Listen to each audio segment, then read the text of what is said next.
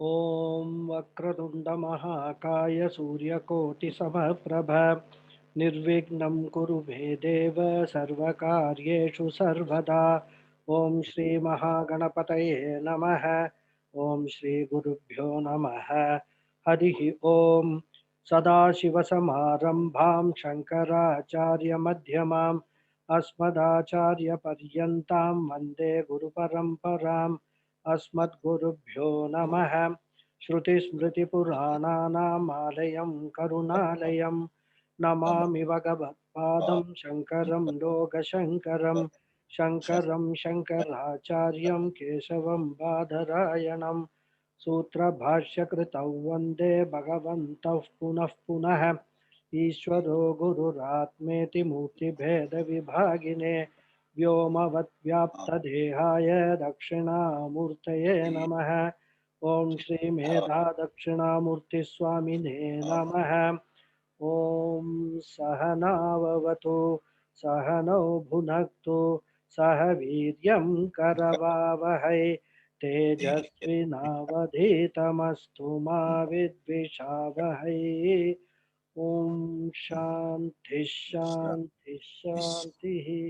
हरिः ॐ श्रीगुरुभ्यो नमः। हरिः ॐ।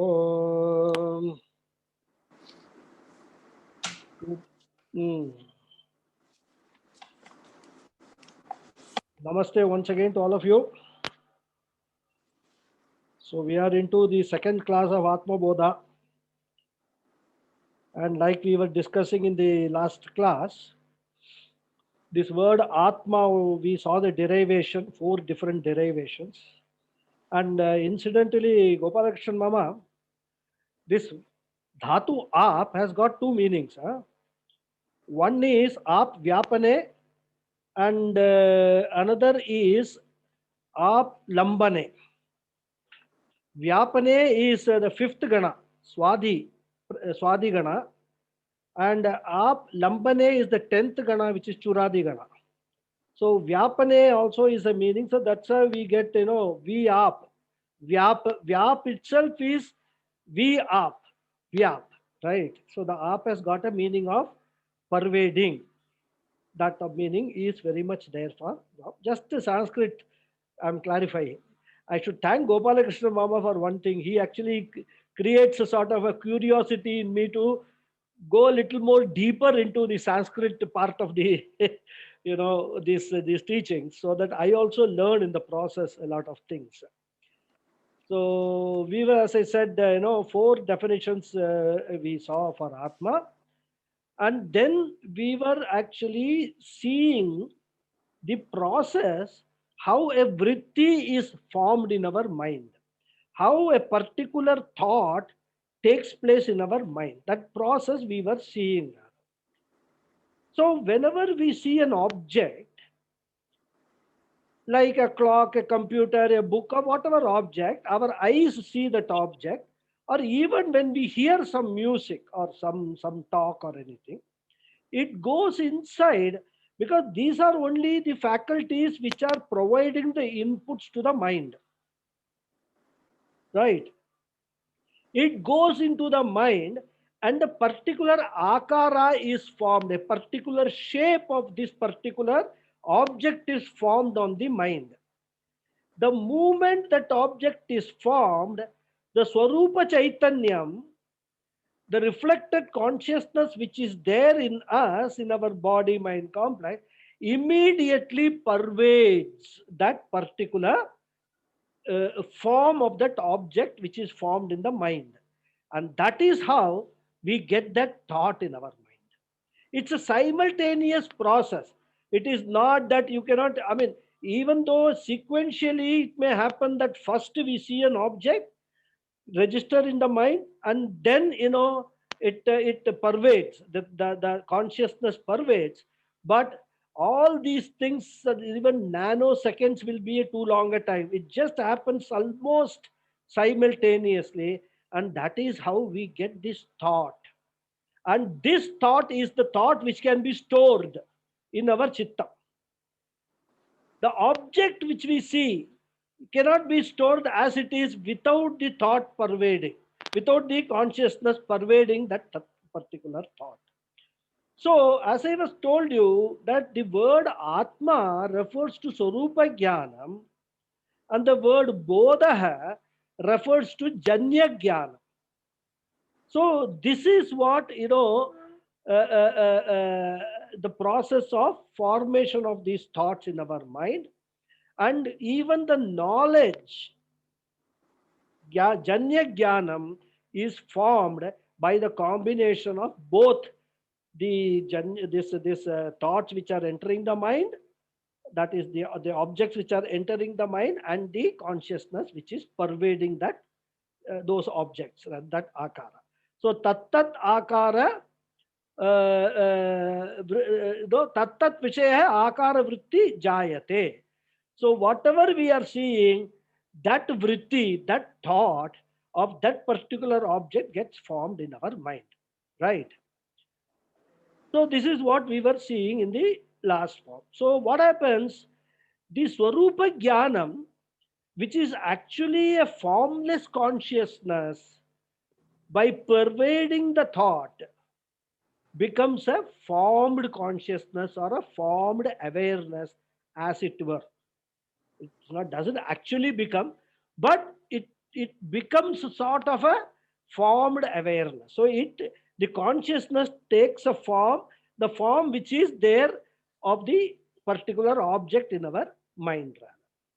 So Ghatakara vritti is there, Nirakara or the formless Chaitanyam is there.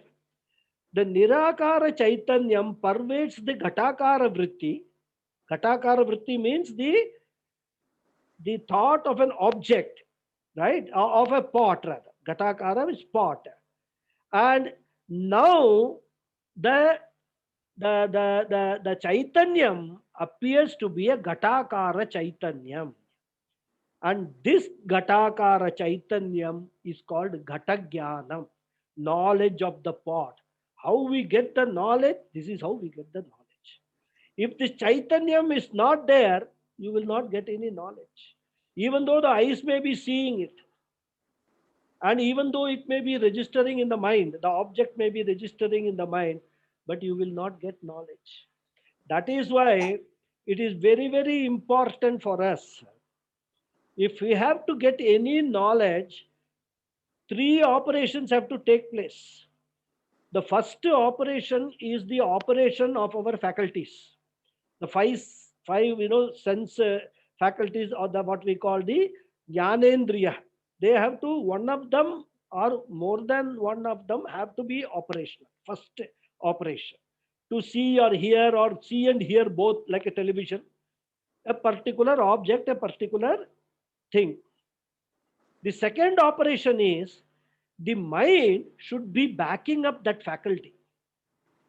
If the mind is not backing up that faculty, the image of that object, that vritti of that object will not be formed in the mind. Right? And that is why when you are sitting in a class, the teachers will say, pay attention, keep your mind here.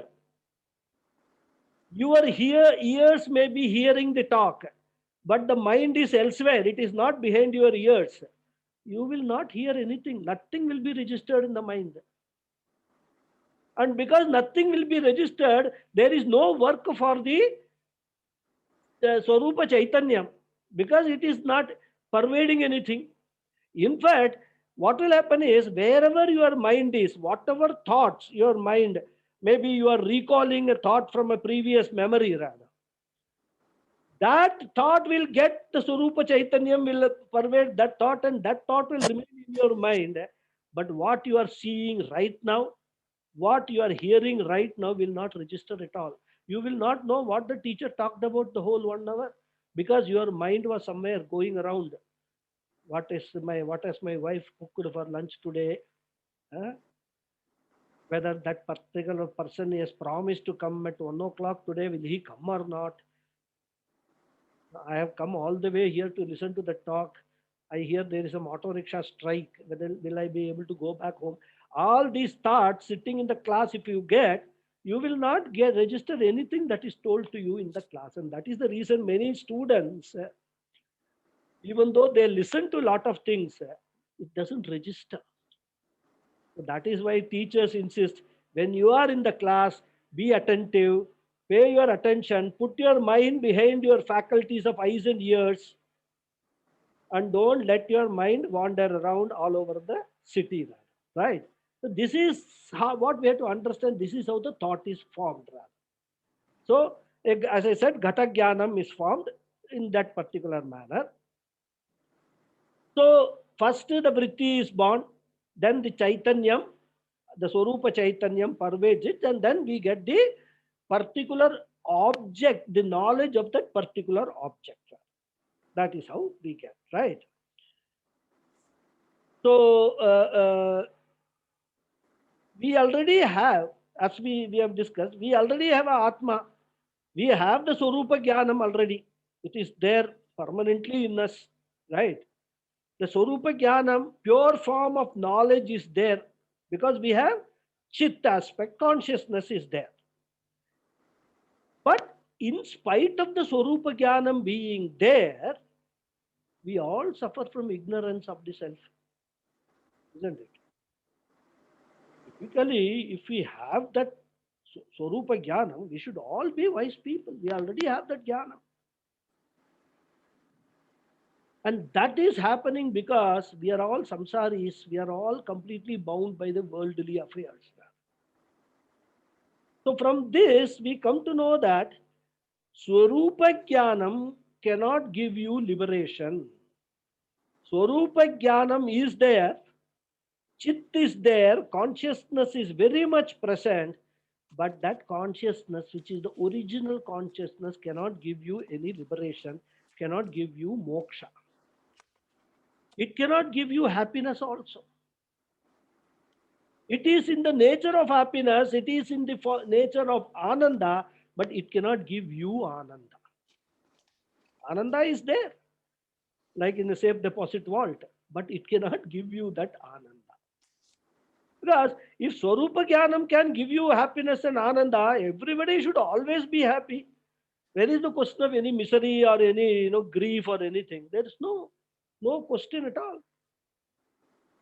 Sokham will not be there at all. But this proves that the Swarupa Jnanam, even though it is there, even though it is of the nature of happiness, Satchitananda, Satyam Jnanam Anantam, it cannot give you happiness. So, what it means, merely possessing the Swarupa Jnanam is not enough. We require some other Jnanam. And that is the knowledge about oneself is necessary. It is that knowledge about oneself which is the knowledge of the Swarupam. Must be very careful, play of words are there. Which is the knowledge of the Swarupam one needs to get. And that knowledge is Janya Jnana. Right? So, what is that knowledge? That knowledge is Aham Swarupa Chaitanyam Asmi. Aham Atma Asmi. Aham Sarvavyapi Asmi. Aham Sarvasya Adhata Asmi. Aham Sarvasya Atta Asmi. Aham Sarvada Asmi. Ever existing, I am eternal. This knowledge you have to get. Only when you get this knowledge, you will get liberation or you will get moksha or permanent happiness. Right? So, for this knowledge, it is not Swarupa Jnanam. What we require is a Vritti Jnanam about the Atma. So, we require a Janya Jnanam. And for that Jnanam, what is the subject? What is the Vishaya for that Jnanam? What is the object of that knowledge? Here is the difference starts. The object of that knowledge is not some external object, but subjective knowledge, subject itself. You yourself is the object of that knowledge. But you are not an object, because you are a subject. I am a subject. And I subject is what perceives or experiences all the objects. So this is the knowledge of the subject, which is the self, which is the jnanam which we need to get. And that is why Adi Shankaracharya has called it Atma Bodha. The word Atma here refers to Swarupa Jnanam, as we already saw, and Bodha refers to Vritti Jnanam about the Atma, right? So you have to get a Vritti Jnanam about the Atma, which is a Swarupa Jnanam. And this is just like, Gata Vritti or Gata Bodha hai or Pata Bodha hai, we call Atma Bodha hai. Like Gata Bodha hai is the Vritti Jnanam relating to a pot, a Gata. Pata Jnanam, Pata Bodha hai is a knowledge or a Vritti which creates that knowledge of a cloth. Similarly, Atma Bodha hai is a Janya Jnanam, Bodha hai, Janya Jnanam of what? Atma. That is what? So, Atma Vishayaka Janma Jnanam is Atma Jnana, Atma Bodha hai.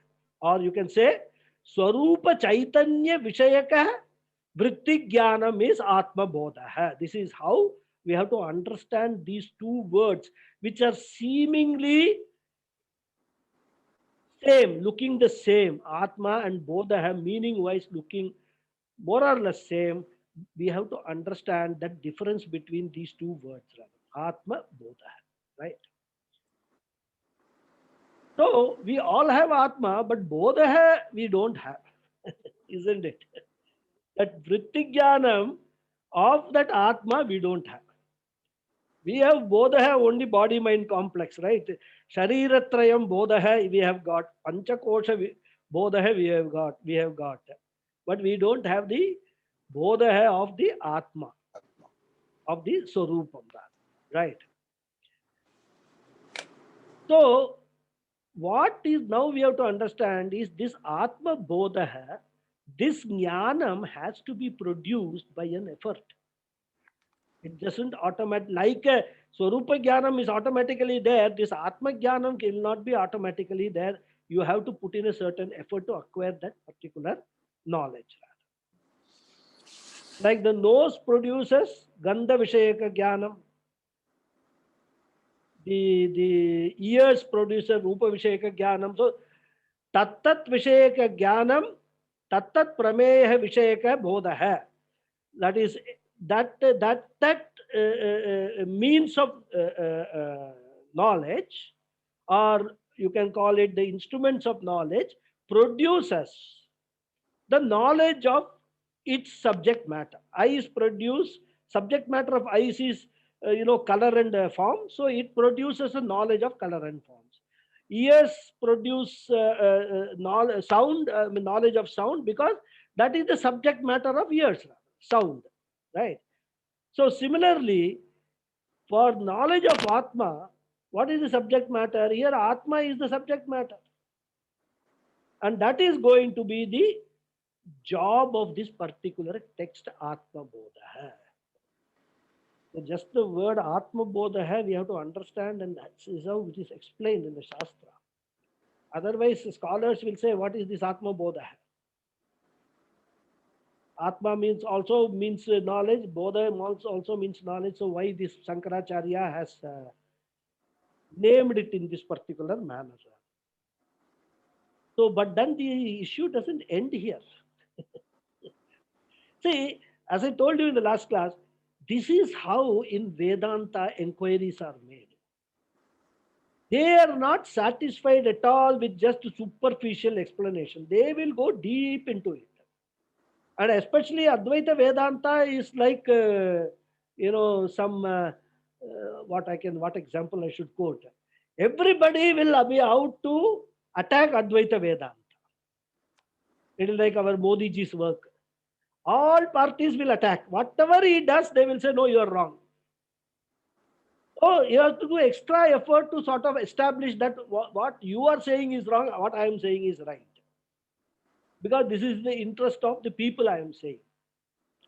So like that, these arguments, these debates go on and on and on. So we have now come that Atma Bodha, we are satisfied. Okay, Atma Bodha means Atma Vishayaka Bodha, Swarupa Jnana Vishayaka Bodha is what is the title Atma Bodha. Very good. Now, when we say Atma Bodha, which is a Vritti Jnanam, right? We have now understood it's a Vritti Jnanam about Atma. Is it Chetanam or Achetanam? This is the question people will ask.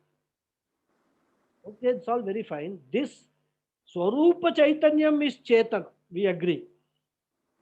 This Atma Bodha which you are talking about, the knowledge of that Swarupa Chaitanyam, whether that knowledge is Chetanam or Achetanam.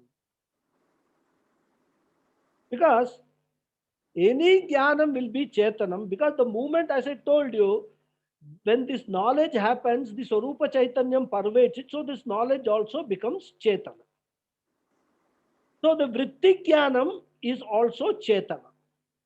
So this much we can easily follow. Swarupa Jnanam is Chetana, this Janya Jnanam also is Chetana. Now when you say that, the next question will come, then how can we call this text Atma Bodha? Because whether this book is Chetanam or Achetanam, the book is Achetanam only. Like the table is Achetanam, this desk is Achetanam. Like that, the book Atma Bodha, textbook, is Achetanam. It is Shabdatmaka Rupa hai. And Shabdam is Achetanam on its own, right? All these Shabda, Rupa, Rasa, Gandha, everything are all Achetanam. So, this book is Achetanam. Then how can this Achetana Shabdatmaka Grantaha be called Atma Bodha, the Chaitanya? Second question. People won't leave. So what is Atma Bodha? This textbook is Atma Bodha. This textbook is Chetanam or Achetanam. It is Achetana. How can you call it Atma Bodha? Atma Bodha means Chetanam. So there is a contradictory statement you are making. So the answer to that is, even though this is a Achetana Grantha, even though this is a Shabdatmaka Grantha, it serves as a pramanam to produce Atma Bodha. And since it produces Atma Bodha, it is called Atma Bodha. It is not called Atma Bodha because it is Chetana. It is called Atma Bodha because it produces Atma Bodha. So, Atma Bodha Janakatvat Atma Bodhahi iti Gaunyat Vrityat Uchyate. In a practical sense, that is Gauna Vritti, Gauna Prayoga, the practical, on a transactional sense, it is called Atma Bodha. This text is called Atma Bodha. So that is the explanation which is given, right? This Grantha itself is not Atma Bodha, because it is Grantha is Achetana. But it produces Atma Bodha through the words which are there in this Grantha. It produces Atma Bodha. So here, the text named Atma Bodha means the text which produces the knowledge of the Atma, the self. That is why it is called Atma Bodha Grantha, right? So this text is a pramanam and Atma Bodha is a prama. So the Grantha Atma Bodha, which is a pramanam, produces Atma Bodha, which is a Janya Jnanam. So the next question is asked, why should Shankaracharya write such a text? The answer is simple. To produce Atma Bodha, self-knowledge in our mind. That's why he has written. And that alone, Shankaracharya is going to prove in the first 5 slokas of this text. In the first 5 slokas, he introduces the main theme and the purpose of the whole text. And in fact, the whole pursuit of human beings itself he introduces. Because before any spiritual sadhana, the most important thing is that we should have a clear idea about what we are going to do and what our ultimate destination is. Not necessarily only spiritual sadhana, anything that we do in life, any goal that we are pursuing, two things are very, very important, isn't it? We must first have a goal, fixed goal. Our destination should be known to us. That's the problem with most of us. We are just living the life every day. We have no destination, no goal. We think that our destination is death. And that is also uncertain destination because we don't know when it will come. That is not a destination decided by us now. It is a destination decided by us maybe in one of the previous births, which is operating as a part of our prarabdha karma. And when the prarabdha karma is exhausted, the death will come automatically. So we don't decide that. What we can decide is a destination for our life, but we don't have any destination. You ask 90% of the people, they will get up in the morning, do all the daily chores. What is the purpose for which you have lived today? Nobody knows. So this is the basic problem. So, and this becomes more important in a spiritual sadhana because you must know your goal, which we all know, having studied 2, 3, 4 texts or Upanishad and all. Moksha is the goal, and you must also know how to go about it. Rather, so these two things are very, very important. Because if we are in a place where we don't know where we are and what we are supposed to do, where we are supposed to go, and we will find ourselves highly restless and confused. Suppose you are in a jungle, total jungle, you don't have a road map at all. You know nothing, you don't even know which is east, west, north, south. And you are in the midst of a jungle. And it is going to be, it's afternoon time, in a couple of hours, it will be evening and night. And night, you know what the jungle life is. Scary, and with all sorts of animals roaming around. Will you not be totally restless, confused? What is to be done? How am I going to go about it? And in life, we face many such situations. Honestly speaking, we are totally lost in certain situations, right? And whenever we undertake any task, we must know what happens in each stage. What is the first stage? What is the second? What is the last stage, etc. Similarly, whenever we are embarking on a spiritual sadhana, we should have a clear idea. Because a lot of people will say, do this japam, or do this puja, or do meditation, dhyanam, or do purasharana. So many things people will tell you. But you must know, okay, this is all very well. These are all sadhanas only. But are they all relevant for me? Which stage am I in? Am I in a stage where I require these sadhanas? Just because X, Y, Z is saying this, should I just go ahead and do those sadhanas or not? All these are questions we have to ask ourselves. The whole karma yoga part is meant to give you chitta shuddhi, isn't it? We have seen this. Once you are getting sufficient amount of Chitta Shuddhi, what is the indication for that? We can do a self-test. Two important indications Chitta Shuddhi will produce. What are they? Viveka and Vairagya. So you have to measure yourself. Has my Viveka Shakti increased? Has my Vairagyam increased? If the Viveka Vairagyam has increased and you feel that it has increased in sufficient measure, then Karma Yoga has already performed its role.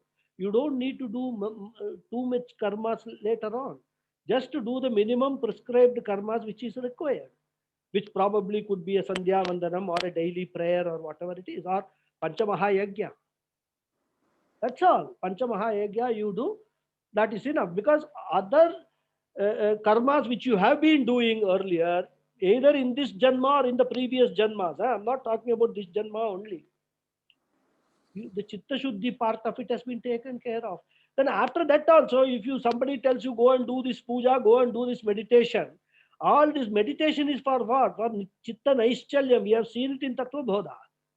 If you already have the Chitta Naishalyam, why should you do meditation and waste your time? And these are all the preparatory steps for us. For what? For coming to Jnana Yoga. And when you another indication that you have sufficient degree of Viveka and Vairagya, and in fact I would go one step, if you have sufficient degree of Sadhana Chatushtaya Sampatti, then whatever Jnana Yoga, whatever Upanishad is saying, whatever this Atma Jnanam is all about, it will start sinking in your mind and you will find the relevance of that for your life as a sadhana for you. Shravana Manana, this Shravana Manana Nididhyasana sadhanas for you in the journey towards moksha. All this relevance you will start realizing, and the indication is that Chitta Shuddhi, for which Karma Yoga was there, Upasana Yoga was there. You have already completed all that. Again, going to Karma Yoga and Upasana is a waste of time. So at every stage, we have to question ourselves, is this relevant for me or not? Just because somebody is telling you do this, do this, he may be right from the stage in which he is in. But this happens with most of us. You say, I have got some stomach ache. You meet 10 people, they will give you 11 different medicine, 11 different prescriptions. Why do they do that? It is because something, when they had a stomach ache, something worked for them, so they will tell you, you do this. For another person, he had a stomach ache, something else worked for him, so he will say, this worked for me, so you also do it. Nobody realizes that everybody is different. And if you just follow all the 10 people and take all the 11 one, along with stomach ache, so many other aches also may develop for you. Isn't it? So we have to use our Viveka Shakti, that what we are supposed to do, what sadhana am I supposed to follow at this stage in my life, that becomes very, very important. Okay. So a clear picture of what is what and how I have to go about. And this entire roadmap is what all these Vedanta Granthas, they describe. We don't need to invent anything, discover something on our own. We just have to follow the Vedanta scriptures. And that's exactly what Adi Shankaracharya is doing in the first 5 verses of this Atma Bodha. Right? In these first 5 verses, he establishes 2 or 3 very important points. And the first point he establishes is our fundamental problem in life is our ignorance, avidya, ajnana, which we all know. We have seen that being told to us a number of times, right? But that must be crystal clear. The diagnosis of must be very clear before we actually swallow any tablet. Because if ajnanam is not your disease, Vedanta is not going to cure that. If your disease is something else, if your disease is let us say stomach ache. By reading Upanishads, your stomach ache is not going to go away. Because there is no identification of the disease, or rather identification of the cure with the disease. So unless you understand, you realize, you accept that my disease, my problem in life is my ignorance, my ajnanam, Vedanta cannot help you. If you say, I am a Mr. Know All, I know everything in life. All that I need, I know, which should include self-knowledge also. Then what is the use of Vedanta? So first is acceptance that I am ignorant. I don't know my true self. Right? This is the first step. You cannot say, I will try all the tablets for getting rid of the disease. So like that. So that is the first one, that one should accept, one should understand that I have a ignorance, a basic innate ignorance which is there about my own self. That is the important first step.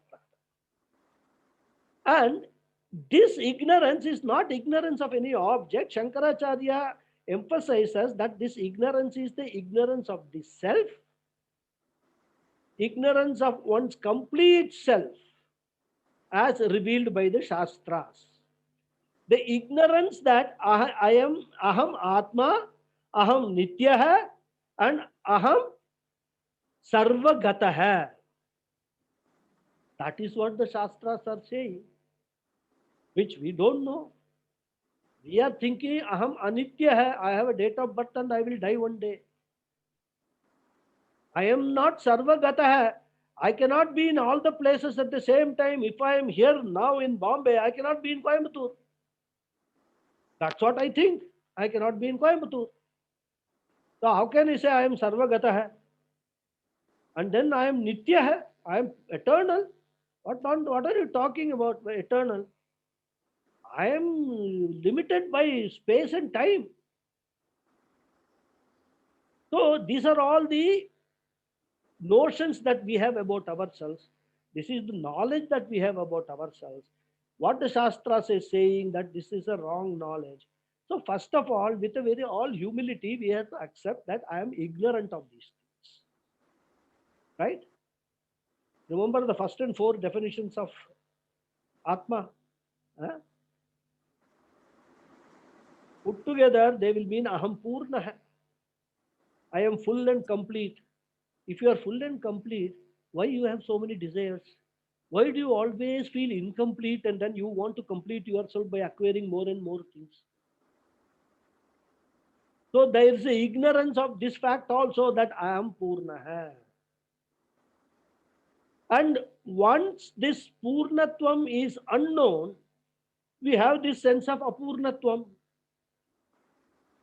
So we miss people, we miss things in life, we miss places. Oh my God, Australia is a beautiful country. I've never seen it. Sometime I must make a plan to go to Australia.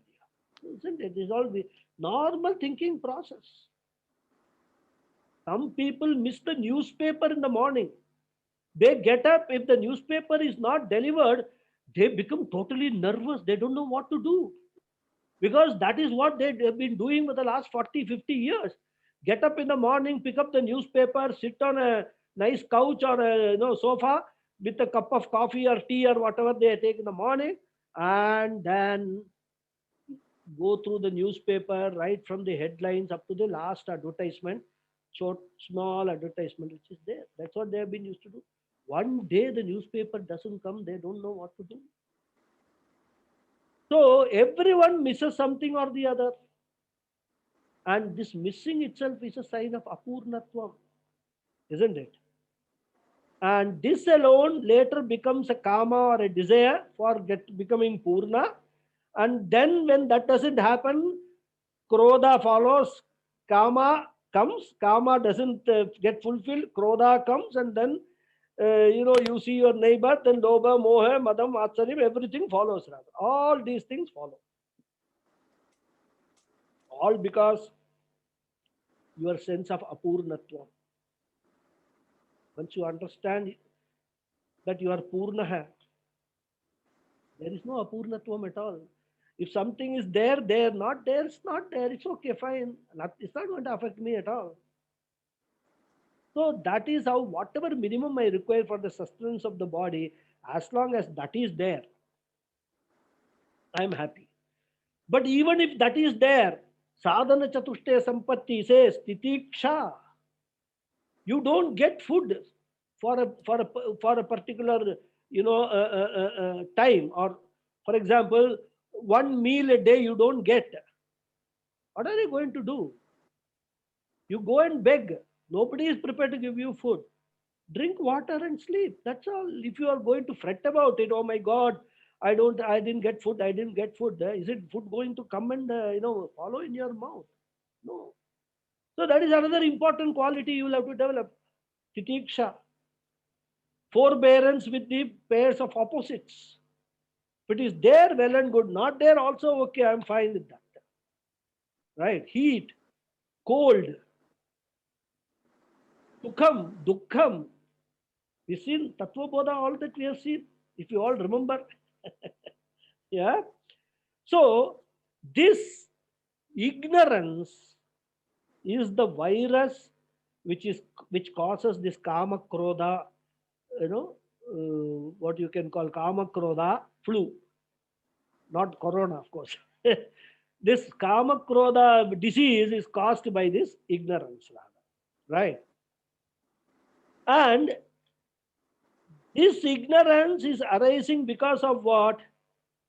Because of adhyasa. We have got a mix up between the Atma and Anatma.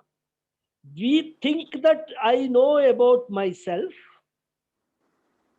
but what we think is a misconceived notion about myself.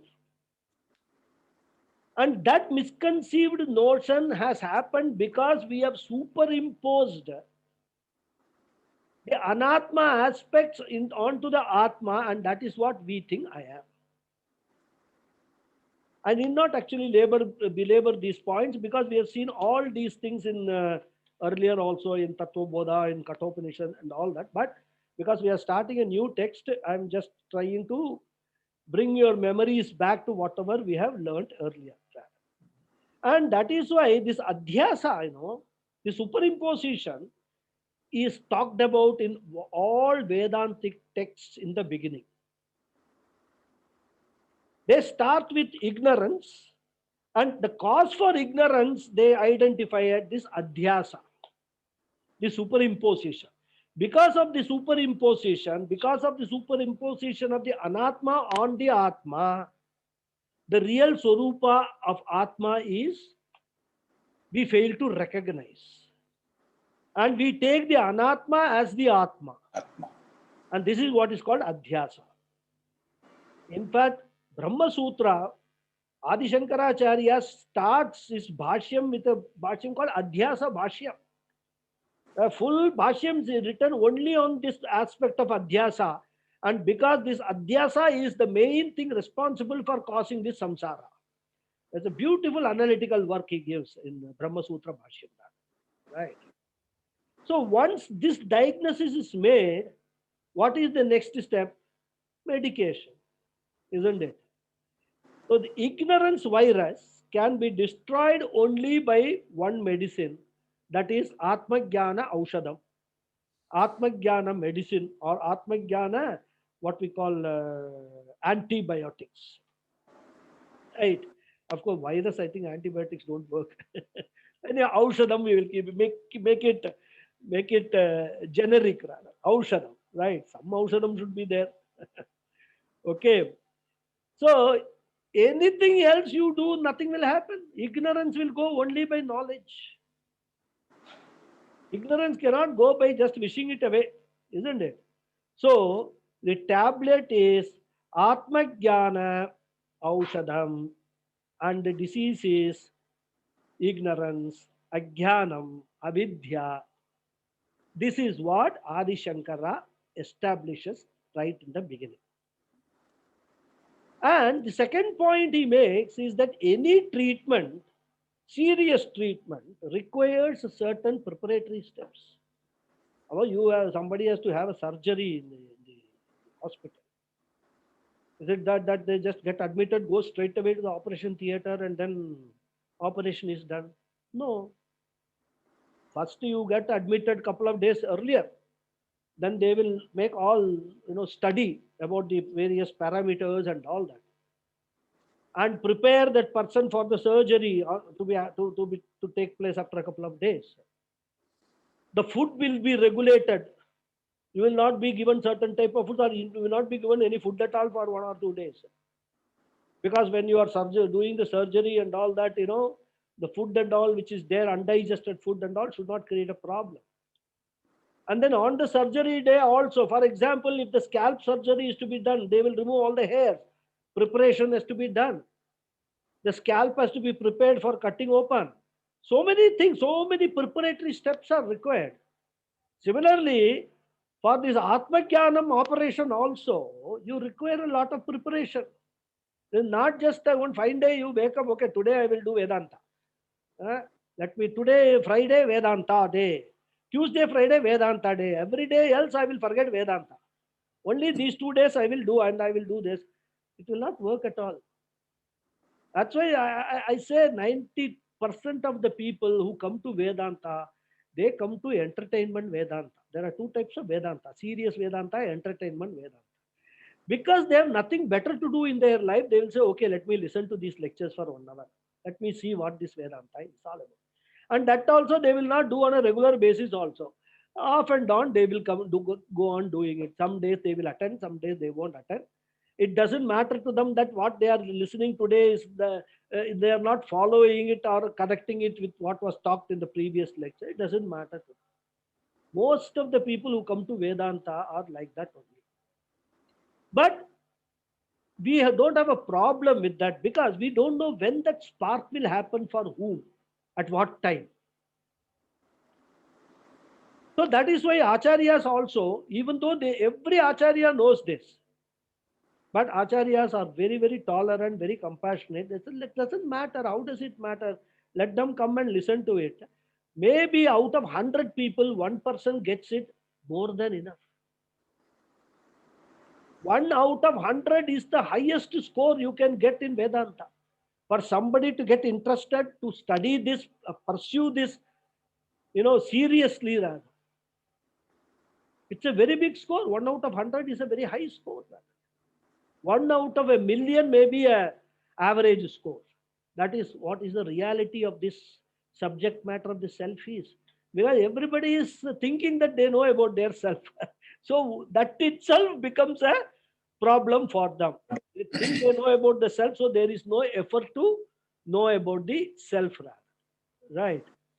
So this is the point. Second point which Adi Shankara makes is the preparatory steps for treating this disease of ignorance, right? And these preparatory steps, you should also know which is the first step, second step, third step, and all that. Somebody will come and tell you, do meditation for 2 hours. And that too, bring your eyes in the center of this place and then do meditation. If you try that for 2 hours, your eyes will permanently remain like that only. These are all things people just give you ideas, untested ideas. Whether they work for everybody or not, nobody knows. But they will just tell you all these things. So that is again not that one has to be careful. One needs to understand what is step 1, step 2, step 3, step 4, step 5, and then go according to the sequence of those steps, rather. Right. So these sadhanas, has to be pursued very, very carefully. And it has to be pursued for a consistent period of time, very systematically, and as we said, under the guidance of a Shrotriya Brahmanishta Guru, if possible, or at least a Shrotriya Guru who knows, who has himself studied everything and who knows the process, the prakriya to sort of, unfold these things to the student. And a guru is like a doctor A very good doctor, he will actually see the patient's conditions, his symptoms, and prescribe a medicine which will suit the patient. If a doctor gives the same medicine to all the patients, which is what is happening these days in allopathic medicine, rather, which is the difference between allopathy and Ayurveda. Ayurveda medication is person specific. Allopathy is all general. You may develop a lot of more diseases by taking allopathy rather than Ayurveda. This is not the subject matter of this talk. So what I'm saying is, a good guru will prescribe those sadhanas for a student which he feels that students needs at this particular stage in his spiritual journey. The same sadhana will not be prescribed for all the students. You can understand all these things when you have gone to a Gurukula. Many students have this problem. They come and say, I have been given this particular duty to clean the classroom, whereas the other person has been given a duty to sit in the library, enjoy himself. I'm talking about students. They have to do the seva in the ashrams. The guru has given it with a certain purpose. Maybe he found you to have certainly a bloated ego. So in order to sort of neutralize that ego, he has given you this job of doing, dusting and cleaning the classroom every day. By doing that, you will understand the value of that particular work of a clean environment. So you have to contribute to that. So what I'm trying to say you is that guru will decide all these things, and depending on that, he will actually give the prescription, whatever sadhana a student has to do, right? So preparation is very much necessary before any medicine is given, right? That's why it is said, anabhyase visham shastram, ajirne bhojanam visham sabha daridrasya durjanam subhashitam visham, is said, isn't it? For an untrained person, anabhyase, the scriptural knowledge is poison. If you are not trained in the scriptures, and if you have not, exposed to all this, spiritual, spiritual sadhanas, to talk of spirituality, that will be a poison for such people. And ajirne bhojanam visham, a person who is suffering from indigestion, if you give him more and more food, it will be like a poison only. The food is a poison for him. Then visham sabha daridrasya, a very poor person, economically challenged person, will actually feel very uncomfortable in the company of lot of well-to-do people. So for him, such a congregation of well-to-do people is like poison. And then he says, Durjanasya Subhashitam Visham. These wise sayings for people who are actually got very, undesirable qualities, adharmic qualities. You tell them all this Subhashitam, this itself is Visham for them. So like that, you have to see what will suit whom. And the guru will know that if I tell all these things to this fellow, he is going to go out and have a hearty laugh. Better not tell him at all. Just tell him, give him some excuse and not allow him to be in the class. So, like that, in Gurukulam, when they take people, they just don't, anybody applies, they don't take them. They go through a process of selecting people, right? So all these things are all there, in terms of, how one should, do the preparatory steps for all these things.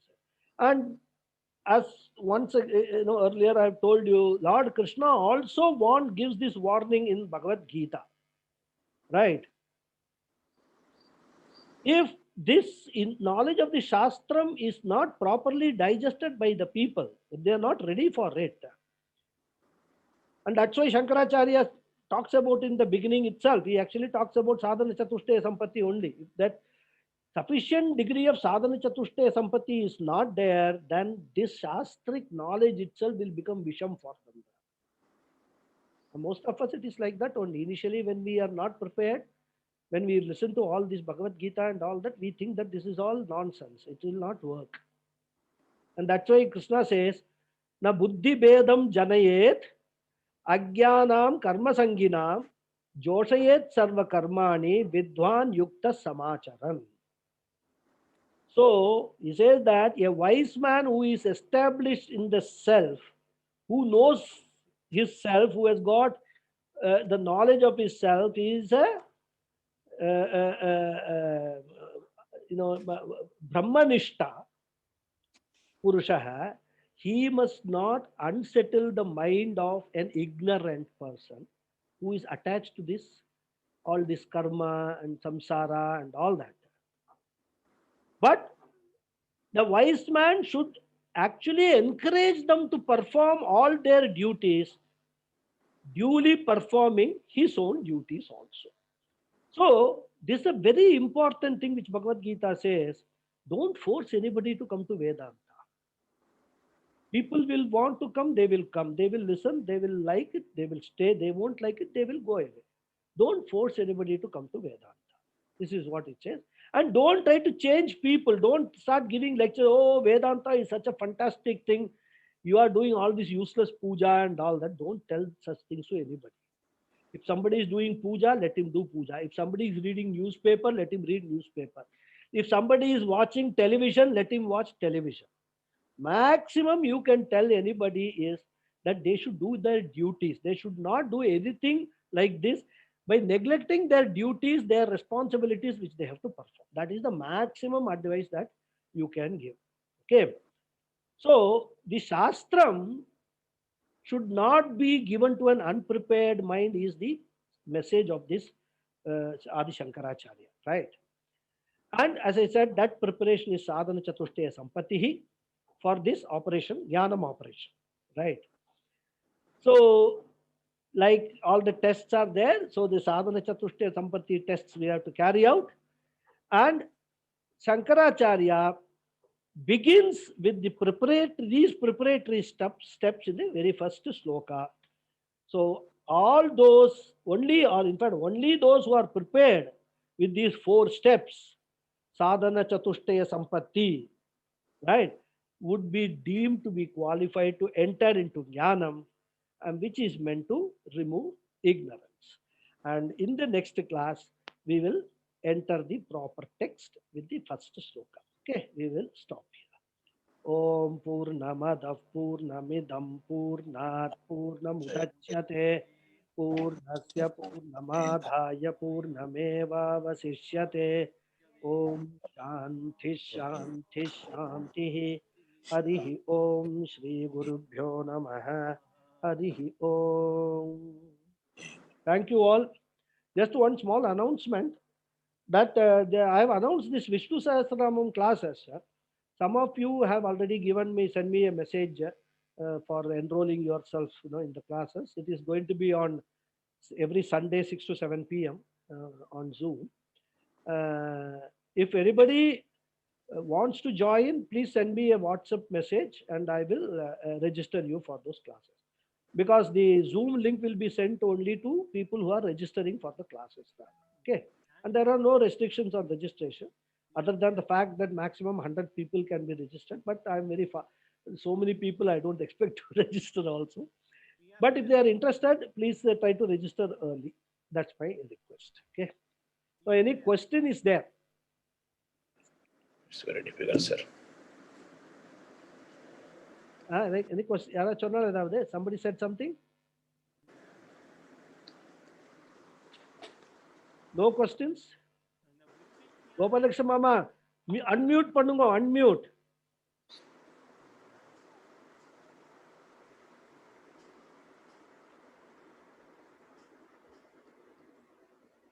கேட்கல நீங்க சொல்றது. நீங்க மியூட்ல இருக்க.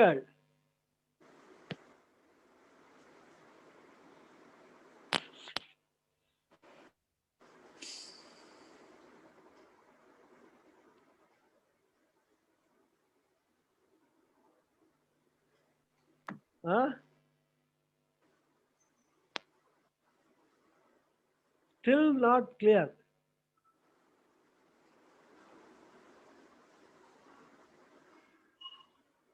கேட்கல. வேற யாருக்கா கேக்குறதா? மாமா என்ன சொல்றாரு? கேட்கல. கேட்கல இல்லையா? கேட்கல. அதான் அவர் அன்மியூட் பண்ணிட்டு இல்லை, என்ன அது மியூட்ல தான் காமிக்கிறது. என்ன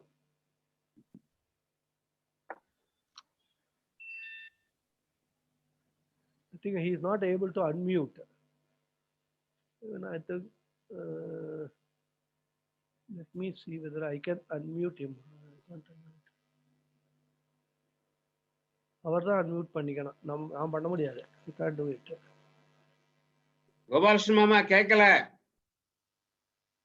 நோ. மியூட்ல இருந்தா எப்படி கேட்கும்? யார் பேசினாலும் கேட்காது. Not yet. ஒரு மெசேஜ் அனுப்புங்க. இல்ல அவருக்கு புரியுது, பட் அவர் is not able to unmute himself. He understand, he is trying something, but unmute ஆக மாட்டேங்கிறது. நீங்க அன்மியூட் பண்ண முடியாதா மாமா? நான் பண்ண முடியாத, நான் மியூட் தான் பண்ண முடியும், அன்மியூட் பண்ண.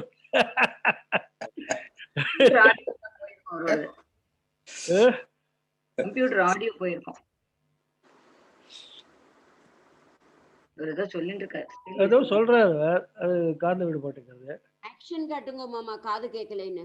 அதெல்லாம் காமிச்சாச்சு, அவருக்கும் புரியுது காது கேட்கலன்னு. அவருக்கு கேட்கறத what we are talking, I think he can hear. Chat பண்ணி காமிங்க, மியூட் பண்ணனும், அன்மியூட் பண்ணனும். ஆமா, நான் அவருக்கு போன்ல சொல்றேன். போன்ல சொல்லுங்க.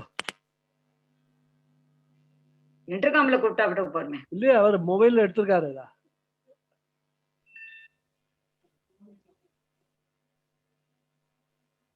ஹலோ. ஆமா, அதான் உங்களுக்கு மைக், உங்களுடைய மைக்ல வந்து அந்த கிராஸ் இல்லாம இருக்கணும். அதை கிளிக் பண்ணுங்க. now okay. இப்ப சொல்லுங்க. கேட்க மாட்டேங்கிறது.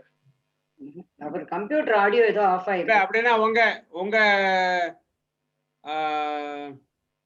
உங்க சிஸ்டத்துல எதுவும் ப்ராப்ளமா இருக்கும். நீங்க என்ன சொல்லணும் மாமா? What do you want to say? ஆமா, அதுக்கு கட்டுக்கோ.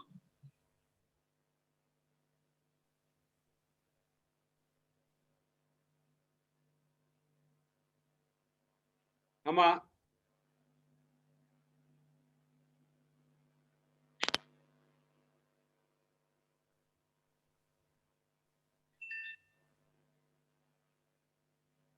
ஓகே.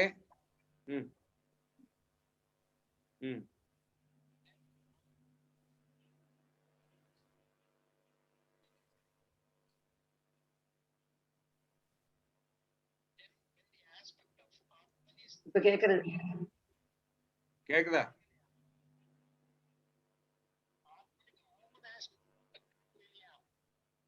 இருங்க, நான் இத ஸ்பீக்கர்ல போடுங்க உங்க போனை. மாமா, கோபாலகிருஷ்ண மாமா, இப்ப மறுபடியும் இப்ப சொல்லுங்க. போனை ஸ்பீக்கர்ல போட சொல்லுங்க. ஒண்ணும் கேட்கல.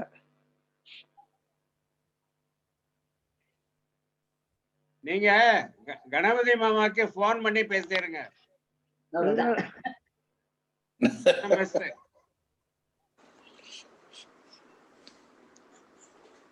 ஓகே. என்னவா?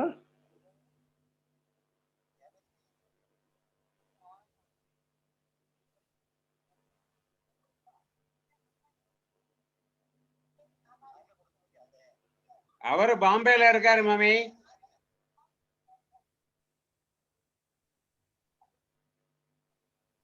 சாப்பிட கூப்பிட்டாலும் வர முடியாதுன்னு சொல்லிடுங்க. நீங்க சாப்பிட கூப்பிட்டாலும் வர முடியாதான் மாமாவுக்கு. ஸ்பீக்கர்ல போட சொல்லுங்க, அவரோட போன்ல இருந்து கூப்பிட சொல்லுங்க. நான் அவரை கால் பண்றேன்னு சொல்லுங்க. I will call him. அப்ப எங்களுக்கு எல்லாம் என்ன டவுட்னு தெரியாது. எங்களுக்கு கிளாரிஃபை ஆகாது. டவுட் இல்ல, it is only some clarification. Doubt இல்லாம கிளாரிஃபிகேஷன். நிசம்சய ஞானம். ப்ளூ நாய் சொல்றா டவுட் இல்ல கிளாரிஃபிகேஷன். இருங்க ஒரு செகண்ட், நான் ட்ரை பண்றேன் மாமாவை. ஓ அது எங்கேஜ் தான் கணபதி வருது. மாமா கோபாலகிருஷ்ண மாமா கூப்பிடுறாரு. நான் ட்ரை பண்றேன், அவரை டிஸ்கனெக்ட் பண்ண சொல்லுங்க.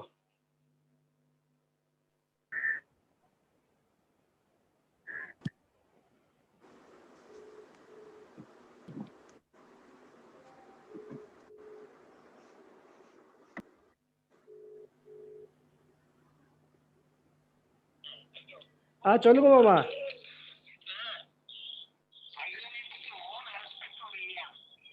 எதுல? சைதன்யம். ஆமாம். சத் Sid Ananda.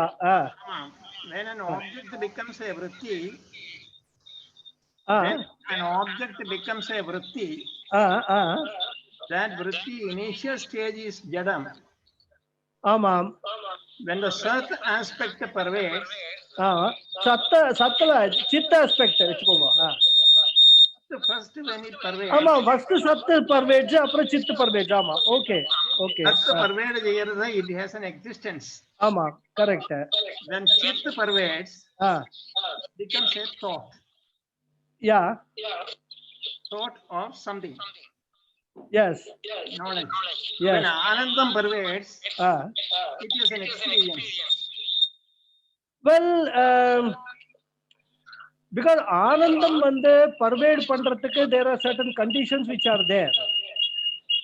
Anandam is not a experience. Anandam is an experience transactionally, but not, that is not the pure Ananda. ஆமாமா, அதை நீங்க அப்படி கன்ஃபியூஸ் பண்ணிக்காதுங்க. ஆனந்தம் பர்வேஷனுக்கு தட் இஸ் காரண சரீரம் will get involved. இந்த மூணு ஆஸ்பெக்ட் பர்வேட் ஆகும் இல்லையா? மூணு ஆஸ்பெக்டும் பர்வேட் ஆகாது, சத்தம் சித்து மட்டும் தான் பர்வேட் ஆகும் இதுல. அப்படியா? ஆமா ஆமா. That's what I wanted to talk about. Yeah, because சத்து Sid Ananda, even though it is swarupa, all these three aspects does not pervade all the objects. For example, in a inanimate object like a table and a rock and all that, only the sat aspect pervades. ஆமா. Chit and anand is not there. Okay. That is because of the limitation of that particular upadhi. They cannot reflect them. Okay. Chit ananda moonum vandu only for human being it is there. Okay. That is how it is. இப்போ ஒரு table என்கிற விருத்தி, டேபிள்ங்கிற விருத்தி form ஆச்சுன்னு நினைக்கா. ஆமா. First ஒரு object இருக்குங்கிற ஒரு விருத்தி இருக்கு, அது எக்ஸிஸ்ட் சத். ஆமா. ரெண்டாமத்தது இது ஒரு டேபிள் ஆக்கும் என்கிற ஒரு நாலேஜ். ஆமா. அது ஆனந்தம் வராதுங்கிற. அது ஆனந்தம் வராது. அதுல ஆனந்தம் வராது. அப்போ ஆனந்தம் வரலாம், அந்த டேபிளை பார்த்துட்டு உங்களுக்கு ஒரு சந்தோஷம் வந்ததுன்னா அந்த ஆனந்த விருத்தி வரலாம். அதுல அந்த சந்தோஷம் வரணும் நினைக்க. ஆமா, வந்ததுனாக்கா அந்த ஆனந்த விருத்தி வரும். ஃபார் எக்ஸாம்பிள் ஒருத்தரை நம்ம ரொம்ப நாள் பார்த்துட்டு இல்லை, ரொம்ப நமக்கு பிரியப்பட்டவராக்க, அவரை நம்ம பார்க்கிறோம். பார்க்கும்போது என்ன ஆகுது, அவரோட ஃபர்ஸ்ட் அந்த ஆப்ஜெக்ட் நம்ம மைண்ட்ல ரெஜிஸ்டர் ஆகிறது சத்விருத்தி வருது. அதுக்கப்புறம் அது வந்து இந்த சித்து வந்து அதை பர்வேட் பண்ணும் போது சித் விருத்தி வந்து அதை வந்து நாலேஜ் கிடைக்கிறது. ஓ, நம்ம இவரை பார்க்கிறோம்னு சொல்லிட்டோம். ஓகே அப்படி. அப்ப அதை பார்க்கும் போது ஒரு சந்தோஷம் வருது, அது அந்த ஆனந்த விருத்தி அதை வந்து பர்வேட் பண்றது. ஓகே. பட் ஆமா, அது ஆனந்தம் உண்டாயிருந்திருக்கலாம் இல்லையா? அது எல்லாத்துலயும் ஆகாது. இந்த ஆப்ஜெக்ட் ஏர்லியா ஒரு சந்தோஷம் இருந்திருக்கணும். ஆமா, அந்த ஆப்ஜெக்ட் ஏர்லியரா சந்தோஷத்தை கொடுத்திருந்தா இப்போ அந்த ஆப்ஜெக்ட் அது சந்தோஷ விருத்தியும் வரும் அதுல. ஓகே. இது எல்லாமே டெம்பரரி தான் பேசிக்கலி பார்க்க போச்சுன்னா, right? So but then that it's just to explain the process how the thought takes place in our mind, how knowledge takes place in சொல்லிட்டோம். And once that knowledge has taken place, then it gets stored நம்ம heart டிஸ்க்ல. And whenever that knowledge is recalled, the same process happens once again. Okay. As long as that knowledge is in the hard disk, it is jadam. But அதை நம்ம recall பண்ணி மைண்டுக்கு கொண்டு வரதா அதுக்கு வந்து again the process ஆகும் and it becomes a knowledge rather. Correct. That is how it happens. Okay, thank you mama. Okay, right. Thank you so much. Thank you. Good. உங்களோட கம்ப்யூட்டர் பாத்துக்கோங்க. நீங்க some problem is there in the sound. ഓ ഞാൻ external speaker ആദ്യം വെച്ചിരുந்தேன். இப்ப எடுத்திருந்தேன். அப்ப நீங்க என்ன பண்ணணும்னா எக்ஸ்டர்னல் ஸ்பீக்கரை எடுக்கும்போது ஒருக்கா ரிஃப்ரெஷ் பண்ணுங்க ஸ்கிரீனை. ஓ ஓகே ஓகே. ஓ ஆமா, அதை பண்ணிட்டேன்னா அது சரி, அது செட்டிங்ஸ் சரியா இல்லாட்டா எக்ஸ்டர்னல் ஸ்பீக்கரோட செட்டிங்லயே இருக்கும் அது சில சமயம். என்னோட கம்ப்யூட்டர்லயும் ஆகும் இந்த ப்ராப்ளம். ஓகே. சோ அதனால அதை நீங்க ரிஃப்ரெஷ் பண்ணிட்டா சரியாயிடும். ஓகே, தேங்க் யூ மாமா. Okay, right. Thank you. Thank you. So much. Thank you. Thank you. Thank you. Any other question for anybody? I don't have any question. Don't have any question. Okay, very good. Then we can close the session for today and continue on next Tuesday with the text. Atma Bodha text. நீங்கெல்லாம் ரெடியா வெச்சுக்கோங்க text. We will start with Tapobhi Kshina Papana. Okay. Right. Hari Om. Thank you very much. Hari Om. Thank you. Hari Om. Hari Om. Hari Om. Hari Om.